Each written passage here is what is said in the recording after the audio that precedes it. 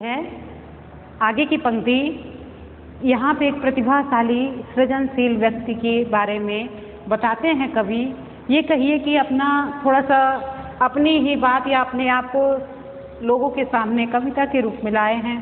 कहते हैं कि ये प्रतिभाशाली जो ये दीप अकेला ये व्यक्ति जो है यह वह विश्वास नहीं जो अपनी लघुता में भी कापा, वह पीड़ा जिसकी गहराई को स्वयं उसी ने नापा। कुत्सा अपमान अवज्ञा के दुधवाते कड़वे तम में यह सदा द्रवित चीर जागरूक अनुरक्त नेत्र। उलंब बाहु यह चीर अखंड अपनाया, जिज्ञासु प्रबुद्ध सदा श्रद्धा में इसको भी भक्ति को दे दो।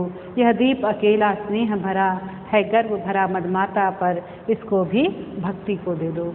देखिए यहाँ अगली पंक्ति यही था कि कवि यहाँ कहता है कि यह विश्वास, ये प्रतिभाशाली व्यक्ति जो है उसका ये विश्वास है कि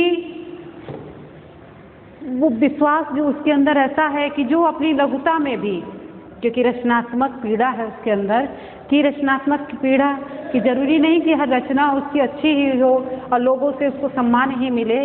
वह पीड़ा जिसको बारे में कहते हैं कि उसके अंदर इतना विश्वास है जो छोटी लघुता में भी, अपनी लघुता मतलब छोटी विपरीत स्थिति में भी कांपता नहीं है। और वह पीड़ा जिसकी गहराई को स्वयं उसी ने नापा, और उसके अंदर जो पीड़ा है, जो दर्द है, जो रचनात्मक पीड़ा है, जिसकी गहराई को वो स्वयं ही नापा है और उसको कोई नाप नहीं सकता। कहते हैं कि यह वह विश्वास है उसके अंदर, यह विश्वास है नहीं जो अपनी लघुता में भी कापा, जो अपनी लघुता में मतलब छोटेपन में भी अपने को क्या होता है, कांपता नहीं है, डरता नहीं है। वह पीड़ा जिसकी गहराई, उसके अंदर जो पीड़ा है रचनात्मक पीड़ा, देखिए आप दिया रचनात्मक पीड़ा जो है जिसकी गहराई को, जिसके दर्द को, जो उसके अंदर दर्द है उसको वो स्वयं ही नाप सकता है, कोई और उसको नाप नहीं सकता। कुत्सा अपमान अवज्ञा के धुलवाते कड़वे तम में, कुत्सा माने होता है निंदा। ऐसा नहीं कि कोई रचना करने पर उसकी हमेशा वाहवाही हो, सम्मान ही मिले। कहते हैं यहाँ पे निंदा भी मिलती है, वो पीड़ा उसने अंदर दबा के कवि रखा है। कहते हैं कि वो दर्द जो सहने की क्षमता उसके अंदर है शायद किसी के अंदर न हो। कुत्सा अपमान अवज्ञा के धुंधवाते कड़वे तम में यह सत्या द्रवित चीर जागरूक अनुरक्त नेत्र। लेकिन ऐसी निंदा में भी, निंदा पाने पर भी, अपमान पाने पर भी, अवज्ञा और उपेक्षा के धुलवाते, और उपेक्षा जो उसको समाज से मिलती है, और कड़वे तम में अंधेरे में भी वो क्या करता है, कभी विचलित नहीं होता है। फिर भी यह सदा द्रवित चीर जागरूक, कहता है तब भी ये हमेशा करुणा से भरा रहता है। इसका मन, इसका जो भाव होता है वो हमेशा करुणा से भरा होता है। चीर जागरूक, हमेशा जागरूक रहता है। अनुरक्त नेत्र मतलब जिसके नेत्रों में हमेशा प्रेम भरा होता है, अनुराग भरा होता है, ऐसा वो कवि है, ऐसा वो व्यक्ति है। उलंब बाहु यह चीर अखंड अपनाया, कहते हैं कि उलंब बाहु, उलंब बाहु जो बाहें को उठाए हुए है, मतलब समाज विश्व को जागृत कर रहा है। चीर अखंड मतलब सदा में पूर्ण है, वो बाहें को उठाए हुए विश्व को समेटे हुए। वह चीर अखंड मतलब अखंड माने होता है सदा पूर्ण रहने वाला, हमेशा के लिए रहने वाला, बनने वाला। ऐसा ही समाज को वो क्या करता है, अपनाता है। जिज्ञासु प्रबुद्ध सदा श्रद्धा में इसको भी भक्ति को दे दो। कहते हैं कि जिज्ञासु, उसके अंदर जिज्ञासा है, प्रबुद्ध मतलब जिज्ञासा के प्रति जागृत है, और सदा श्रद्धा में, और उसके अंदर श्रद्धा भरी हुई है, और इसको भी भक्ति को दे दो। ऐसे व्यक्ति को भक्ति को दे दो, आध्यात्मिकता की तरफ जोड़ दो। ऐसे आध्यात्मिक व्यक्ति को समाज से जोड़ दो। यहाँ पे व्यक्ति कहता है कि ऐसे आध्यात्मिकता की समाज में जरूरत है। ऐसी आस्था, ऐसा विश्वास जिस व्यक्ति में है, ऐसे व्यक्ति को समाज को अर्पित कर दो। यह दीप अकेला स्नेह भरा है गर्व भरा मदमाता पर, इसको भी पंक्ति को दे दो। यहाँ पे कवि यही कहता है कि इस आध्यात्मिक व्यक्ति को जिसके अंदर ये आस्था विश्वास प्रेम करुणा आस्था विश्वास भरा हुआ है, ऐसे यह दीप अकेला, यह व्यक्ति अकेला है, और जो स्नेह से भरा है अर्थात ऊर्जा से भरा है, और गर्व भरा मदमाता पर, और गर्व से भरा हुआ मदमस्ती में चल रहा है। इसको भी पंक्ति को दे दो, इसको भी समाज को अर्थात समष्टि को दे दो, जिससे आध्यात्मिकता समाज में आध्यात्मिकता बढ़े, सात्विकता बढ़े। ऐसी लोगों की ज़रूरत समाज को है। यहाँ पे कवि वही कहता है, यहाँ से फिर से समझिए, यह वह विश्वास नहीं जो अपनी लघुता में भी कापा। जैसा कि इसके आगे वाली जो पंक्ति थी उसमें ये था कि यह मधु इसका इस स्वयं काल की मौना का युग संचय, इसमें जो कवि है वो इसमें व्यक्ति की उपमानों से तुलना करता है, उपमानों से तुलना करता है कि वो मधु अमृत समान है और वह गोरस है, वो ऐसा गोरस है जो कामधेनु का जो अमृत तुल्य है, और वह अंकुर है जो धरती को भी फाड़ कर सूर्य की तरफ देखता है, और वह प्रकृति स्वयंभू है, ब्रह्मयुत मतलब सबसे अलग, सबसे अलग है। वही वहाँ पे उसको उपमान देता है, लेकिन इस वाली पंक्ति में उनको शक्ति को दे दो, ऐसे व्यक्ति को शक्ति को दे दो। अब यहाँ पंक्ति में है कि यह वह विश्वास नहीं जो अपनी लघुता में भी कापा। इसके अंदर वो विश्वास है जो अपनी लघुता मतलब छोटेपन में भी कांपता नहीं है। वह पीड़ा जिसकी गहराई को स्वयं उसी ने नापा, और उसके अंदर वो पीड़ा है जो रचनात्मक पीड़ा है, जो दर्द है, जिसकी गहराई को वो स्वयं नापता है, कोई और उसको नाप नहीं सकता। यहाँ पे कवि कहता है कि कुत्सा, अपमान, अवज्ञा, कुत्सा निंदा, अपमान, रचनात्मक जो कृति होती है उस पर जो कवि है उसको जरूरी नहीं कि उस सम्मान ही मिले, उसमें निंदा भी होती है, अपमान भी होता है और उपेक्षा भी होती है। उपेक्षा से जो धुंधवाता कड़वा तम होता है, अंधेरा होता है, अंधकार में उपेक्षा मिलती है, उसको भी वो क्या करता है, समेट लेता है, उससे घबराता नहीं है। और यहाँ सदा द्रवित चीर जागरूक अनुरक्त नेत, और यह सदा के लिए करुणा से भरा होता है। वो उसका मन जो है, उसका जो हृदय है वो हमेशा द्रवित रहता है, अर्थात करुणा से भरा रहता है। चीर जागरूक हमेशा जागरूक रहता है। अनुरक्त नेत्र, उसके जो नेत्र हैं वो अनुरक्त रहते हैं, मतलब अनुराग से, प्रेम से भरे रहते हैं। उलंब बाहु, और वो बाहों को उठाए हुए है। और यह चीर अखंड अपनाया, और वो चीर अखंड सदा से पूर्ण रहने वाला, हमेशा इस चीज से भरा हुआ रहता है, हमेशा विश्व को अपने बाहों में और भावों को लिए रहता है। जिज्ञासु प्रबुद्ध सदा श्रद्धा में, जिज्ञासु मतलब वो जिज्ञासा रखने वाला, प्रबुद्ध मतलब जागृत, सदा श्रद्धा में उसका जो मन है, जो उसका भाव है वो हमेशा सदा के लिए श्रद्धा में रहता है। कहता है इसको भी भक्ति को दे दो। यहाँ पे कवि जो कहता है कि इसको भी क्या कर दो, भक्ति को दे दो, आध्यात्मिकता से जोड़ दो। ये जो इसके अंदर आस्था, विश्वास, प्रेम है, इसको आध्यात्मिकता से जोड़ दो। यह दीप अकेला स्नेह भरा, और ये जो दीप है अकेला है, स्नेह भरा है, अर्थात ऊर्जा से भरा हुआ है, प्रेम से भरा हुआ है गर्व भरा मदमाता पर, इसको भी भक्ति को दे दो। और ये गर्व से मदमाता है, और इसको भी पंक्ति को दे दो, अर्थात समाज को दे दो। इस आध्यात्मिकता, इस आस्था, इस विश्वास को समाज में देंगे, तभी इस व्यक्ति का जीवन क्या होगा, सार्थक होगा। ऐसा कवि अपनी इस कविता में, दीप अकेला कविता में व्यक्ति अपनी सार्थकता तभी बताता है जब उसको समाज में स्थान मिलता है। देखिए इसके बाद उनकी दूसरी, अज्ञे जी की दूसरी कविता है सामग्री का नैवेद्य दान। बहुत अच्छी कविता है, एक निर्गुण उपासक, एक निर्गुण से थोड़ा सा मिलती जुलती है, यहाँ तक कि ये हमारी भी भावनाओं से थोड़ा सा मिलती है। और आप भी देखिएगा आध्यात्मिकता में आपका कैसा विचार है उसको बताइएगा, ठीक है। थोड़ा सा इसका पढ़ लेते हैं दृढ़ संकेत कि इसमें क्या दिया है। कवि जो है इसमें सामग्री मतलब होता है महारानी, एक सामग्री महारानी का बताया गया है कि इसमें जो वर्णन होता है, जिसमें वो अपने सामग्री का जो नैवेद्यान कविता है जो 1959 ईस्वी में प्रकाशित हुई थी, 1959 ईस्वी में प्रकाशित हुई थी। अब देखिए इसमें है कि ये अज्ञे की काव्य संग्रह अरियो कव्या प्रभाव में संग्रहित है। इस कविता में कवि ने बौद्ध धर्म की करुणा को अनुप्राणित किया है। बौद्ध धर्म का नाम सुने होंगे। बौद्ध धर्म में जैसे कि ईश्वर ने करुणा का बात बताया कि हर जीव पे करुणा करो, हर मतलब सभी पे, जितना भी प्रकृति है सभी पर दया करो, यहाँ देखा गया है बौद्ध में। उन्होंने जापान की सामग्री मतलब महारानी कोमियो जो हैं वो प्राचीन राजधानी नारा के बुद्ध मंदिर में जाते समय असमंजस में पड़ गई। जापान की महारानी सामग्री का होता है, सामग्री कहते हैं महारानी को, का नैवेद्य दान, जो दान करती हैं उनका किस प्रकार का है पूजा, उनका पूजा पाठ अर्चना अध्यात्म कैसा है, ऐसा वर्णन करती हैं कि जापान की जो सामग्री कोमियों प्राचीन राजधानी नारा के बुद्ध मंदिर में जाते समय असमंजस में पड़ गई थी कि चढ़ाने को क्या ले जाएं, और फिर रीते हाथ गई थी। यही घटना कविता का आधार है, यही इनकी घटना है और यही कविता का आधार है। देखिए इसमें रीते हाथ मतलब खाली हाथ, यहाँ पे दिया है रीते हाथ, रीते माने होता है खाली, खाली। अब है देखिए, हे महाबुद्ध, ये जो रानी हैं पूजा अर्चना के लिए जा रही हैं, मंदिर में प्रवेश की, लेकिन उनके मन में एक असमंजस में पड़ी हुई हैं, आखिर मैं किस प्रकार मैं अपने ईश्वर की वंदना करूं, आराधना करूं, मैं तो खाली हाथ आई हूं।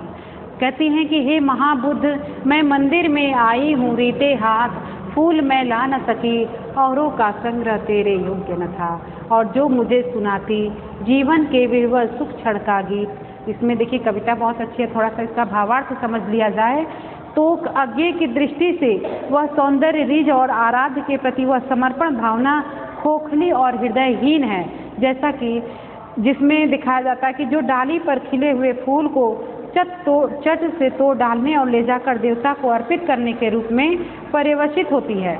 इसके नितांत विपरीत उसकी दृष्टि में देवता को दिया गया भाव का नैवेद्य दान समग्र संपूर्ण है। जो भाव का नैवेद्य दान है वही उसको संपूर्ण मानती है, यहाँ तक कि हम भी इसको संपूर्ण मानते हैं। ये कविता थोड़ा सा पढ़िएगा, देखिएगा किसका किसका भाव इस पूजा से मिलता है और किसका इस समय की पूजा से मिलता है। देखिएगा कि इसमें उन्होंने करुणा की प्रभा में दीप्त यह सौंदर्य कभी अनशन नहीं हो सकता। सुश्री राजी सेठ के शब्दों में सामग्री का नैवेद्य दान जब भी पढ़ा मन में एक लीक सी खिस्सी चली गई, पता नहीं कितनी दूर तक। यह कविता समर्पण भाव की कविता उतनी नहीं जितनी अक्षुण्ण भाव के प्रति गहरी आस्था थी कि महाबुद्ध के चरणों और फूलों के बीच जितनी दूरी है वह पवित्रतम है, वही लक्षित करने की चीज है, क्योंकि वह नोची खसोटी सूंघी स्पर्श तक नहीं की गई। जहाँ की तहाँ है, जैसी की तैसी है, बस मनों के भाव से अर्पित है। यह मनोभाव कवि का मनोभाव है जिसकी वाहक सामग्री बनी है। थोड़ी दूर तक तो कविता सामग्री की मन स्थिति को व्यक्त करती है, फिर पाठक को आगे के एक बहुत गहरे भावक और चिंतक मनोविस्तार के बीचों बीच लाकर खड़ा कर देती है। सच तो यह है कि यह कविता आगे के कृतित्व में मुक्ति साधना का आस्वाद करती है। देखिए महाबुद्ध एक हैं, महाज्ञानी हैं, और यहाँ पे कवि जो है आगे जो हैं वो अपने भावों को कहना चाहते हों या फिर सामग्री के द्वारा अपने भाव को बताएं।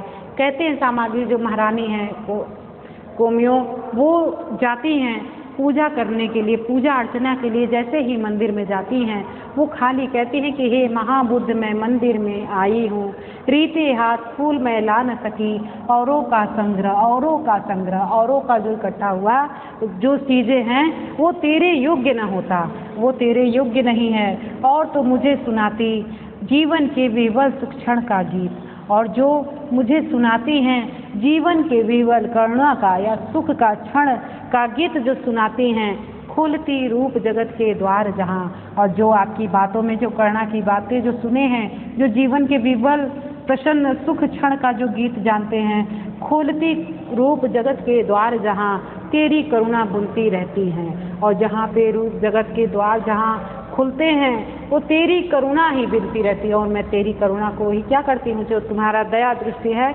उसी को मैं मानती हूँ, उसी पे अमल करती हूँ।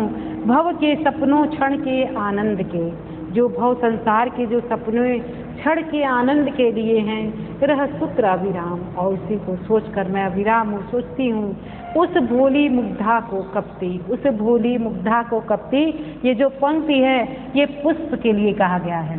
पुष्प जो है वो एक भोली करुणा का बात जो बुद्ध बताते हैं, इन लोग बताते हैं सबको, उसमें कहा है कि उस भोली मुग्धा को कपती, उस भोली मुग्धा जो पुष्प है, उस मुग्धा जो मन को मोहने वाली है, कपती हुई डाली से भी लगा न सकी। देखिए इधर है डाली से भी लगा न सकी, और कहता है कवि कि यहाँ पे कि उस भोली मुग्धा अर्थात पुष्प को मैं डाली से तुम्हारे पूजा के योग्य नहीं समझी।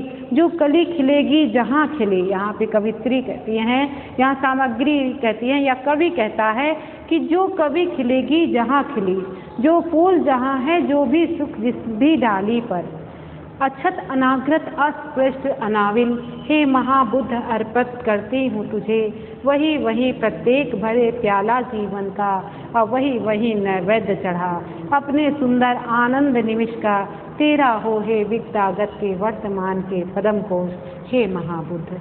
देखिए यहाँ पे है जो सामग्री है, जो महारानी है, वो कहती हैं कि मैं तो तुम्हारे जो मंदिर में आई हूँ खाली हाथ आई हूँ, कुछ ला न सकी।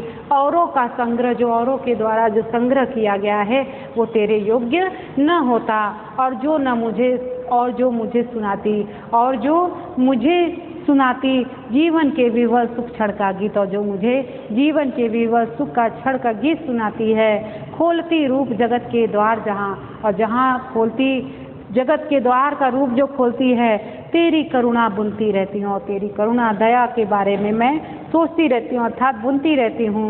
भव के सपनों, संसार के सपनों, क्षण के आनंदों के रह सूत्र अविराम, और जो रह सूत्र जो हैं वो क्या है, कुछ देर के लिए हैं। उस भोली मुग्धा को कपती, यहाँ पुष्प को कहा गया। मैं तो यहाँ सोची आपने करुणा दया के बारे में बताया है, तो मैं भी वो सोची पुष्प को तोड़ने से पहले कि उस भोली मुग्धा को कपती, क्योंकि मेरी भी करुणा उसके प्रति आ गई कि उस पुष्प को मैं भी डाली से कैसे बिलगाऊं, कैसे अलग दूं, क्योंकि वो कली खिलेगी जहाँ खिली। यहाँ एक निर्गुण भाव भी आ जाता है कि मैं वहीं से मन ही मन उस पुष्प को तुम्हारे चरणों में समर्पित करती हूँ कि जो कली खिलेगी जहाँ खिली, और जो कली जहाँ खिली थी वहीं खिली रहेगी, और जो फूल जहाँ है वो वहीं रहेगा, और जो भी सुख जिस डाली पर, और जिस डाली पर है, बिना अछत बिना कष्ट पहुँचाए, बिना नोचे खसोटे अनाघ्रत अस्पृष्ट अनाविल, बिना सूंघे हुए, हे महाबुद्ध अर्पित करती हूँ तुझे। यहाँ पे जो पुष्प है उसको वो जो भक्ति है, जो भक्त का है, वो कहता है कि मैं ये पुष्प वहीं से आपको अपने मन ही मन से अपने आप को मन से आपको क्या करती हूँ, समर्पित कर देती हूँ। इसको तोड़ने खसोटने या सूंघने की ज़रूरत नहीं है, वो जहाँ है वहीं है। जो फूल जहाँ खिला है, जिस कली में लगा है, जिस डाली में लगा है, उससे मैं विलगा नहीं सकती, उसको अलग नहीं कर सकती हूँ, क्योंकि जो कली जहाँ खिली है वहीं रहेगी, और मैं वहीं से अपने मन ही मन आपको वो पुष्प समर्पित कर देती हूँ। हे महाबुद्ध अर्पित करती हूँ तुझे अब वहीं प्रत्येक भरे प्याला जीवन का, और वहीं से मैं प्रत्येक जीवन की खुशी का जो प्याला है, सुख का जो प्याला है जीवन का, और वहीं से मैं आपको नैवेद्य चढ़ा देती हूँ, मतलब आपकी पूजा आपके चरणों में समर्पित करती हूँ। अपने सुंदर आनंद निमिष का तेरा हो हे विक्तागत के वर्तमान के पदम कोश, हे महाबुद्ध। यहाँ पे यही कहते हैं कि तेरा अपने सुंदर आनंद निमिष का, जो निमिष है जो हमेशा के लिए जाता है। कहते हैं कि मानवता कभी समाप्त नहीं होती, इसके भीतर आस्था रहती है, रचना के प्रति समर्पण है, समाज के प्रति आध्यात्मिकता है। अब यहाँ पे देखिए कि वहाँ जो है अपने सुंदर आनंद निमिष का तेरा हो हे विक्तागत के वर्तमान के पद्म कोश। यहाँ पे कवि कहता, सामागी कहती हैं कि ये जो अपने सुंदर वही प्रत्येक भरे प्याला जीवन का, वही नैवेद्य, जो भोग्य नैवेद्य माने होता है भोग्य, खाने पीने वाली चीज़, और ये प्रत्येक प्याला जो है जीवन का वो भी, और भोग्य पदार्थ भी चढ़ गया अपने सुंदर आनंद निमिष का, और लगातार जो बना रहता है या क्षण के लिए तेरा हो गया, सब कुछ तेरा है। हे विक्तागत मतलब जो बीत गया हो, या विगत माने होता है बीत गया, और आगत माने आ गया हो। हे विक्तागत के वर्तमान के पदम कोश, हे महाबुद्ध, हे पदम कोश तुम महाबुद्ध, तुमको मैं जहाँ हूँ, और जो वस्तु जहाँ है या फिर जो भी नैवेद्य दान है या पुष्प है, मैं वहीं से आपको समर्पित करती हूँ, अर्पित करती हूँ।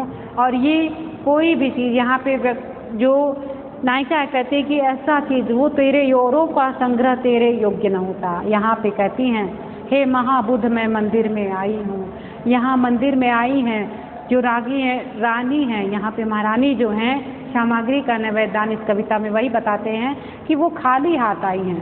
कहती है फूल मैं ला न सकी, मैं फूल नहीं ला सकी क्योंकि वो औरों का संग्रह है। पुष्पों को लगाना वो तेरे योग्य न होता, क्योंकि जिसने किसी को लगाया है, तोड़ा, उसको तोड़कर मैं नहीं ला सकी। और जो न मुझसे सुनाती, जो मुझे नहीं सुनाती करुणा के भाव, जीवन के विवल सुख क्षण का गीत, और जो मुझे जीवन के विवलता का सुख क्षण का गीत सुनाती है। खोलती रूप जगत के द्वार, जहाँ जहाँ पे जगत का द्वार खुलता है, करुणा तेरी करुणा बिनती रहती हूँ, और तेरी करुणा दया ममता मेरे अंदर हमेशा पनपती है। भव के सपनों क्षण के आनंद के रह सूत्र अविराम, उस भोली मुग्धा को कपती, उस भोली मुग्धा मतलब वो पुष्प को कहती हैं, उस भोली मुग्धा को, उस पुष्प को मैं कपती हुई हिलती डुलती डाली से क्यों तोड़ दूँ, क्यों डाली से बिलगा न सकी।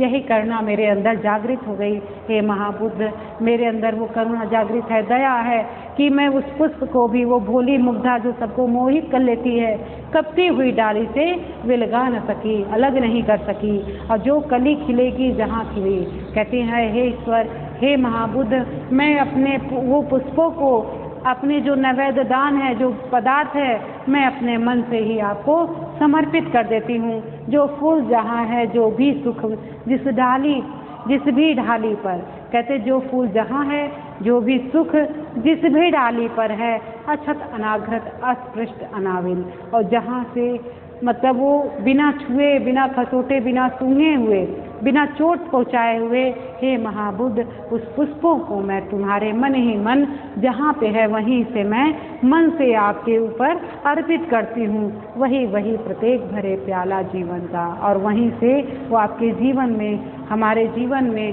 प्रत्येक भरे प्याला जीवन का, और वहीं से वो नैवेद्य चढ़ा दिए गए। कहते वहीं नैवेद्य चढ़ा अपने सुंदर आनंद निमिष का तेरा हो। कहते हैं यहाँ से न घृत माने होता है बिना चोट, और न स्पृष्ट माने निर्मल। और यहाँ पे कहते हैं कि वो जो लगातार निमिष माने क्षण भर में जो अपने सुंदर आनंद निमिष का जितना भी आनंद है वो तेरा हो। हे विगतागत, हे बीते हुए, बीत गया हो, वह आने वाले वर्तमान के जितने भी पदम कोश हैं, हे महाबुद्ध, मैं आपके चरणों में समर्पित करती हूँ। ऐसा इस कविता में कवि रानी के द्वारा कहलाते हैं।